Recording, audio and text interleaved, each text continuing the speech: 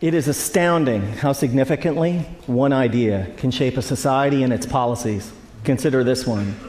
If taxes on the rich go up, job creation will go down. This idea is an article of faith for Republicans and seldom challenged by Democrats, and has indeed shaped much of the economic landscape.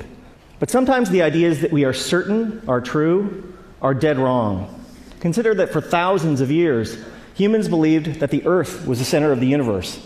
It's not, and an astronomer who still believed that it was would do some pretty terrible astronomy.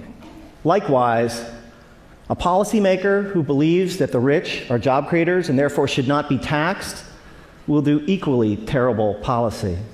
I have started or helped start dozens of companies and initially hired lots of people. But if there was no one around who could afford to buy what we had to sell, all those companies and all those jobs would have evaporated. That's why I can say with confidence that rich people don't create jobs, nor do businesses large or small.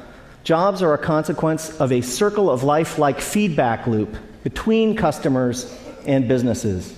And only consumers can set in motion this virtuous cycle of increasing demand and hiring. In this sense, an ordinary consumer is more of a job creator than a capitalist like me. That's why when business people take credit for creating jobs, it's a little bit like squirrels taking credit for creating evolution. It's actually the other way around. Anyone who's ever run a business knows that hiring more people is a course of last resort for capitalists. It's what we do if and only if rising consumer demand requires it. And in this sense, calling ourselves job creators isn't just inaccurate, it's disingenuous. That's why our existing policies are so upside down. When the biggest tax exemptions and the lowest tax rates benefit the richest, all in the name of job creation, all that happens is that the rich get richer. Since 1980, the share of income for the top 1% of Americans has more than tripled, while our effective tax rates have gone down by 50%.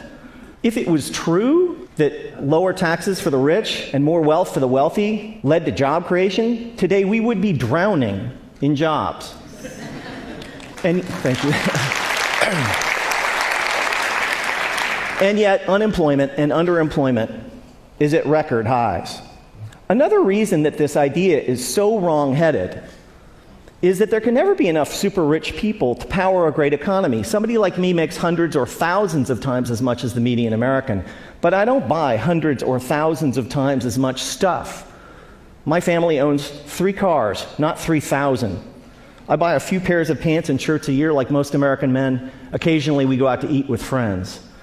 I can't buy enough of anything to make up for the fact that millions of unemployed and underemployed Americans can't buy any new cars, any clothes, or enjoy any meals out.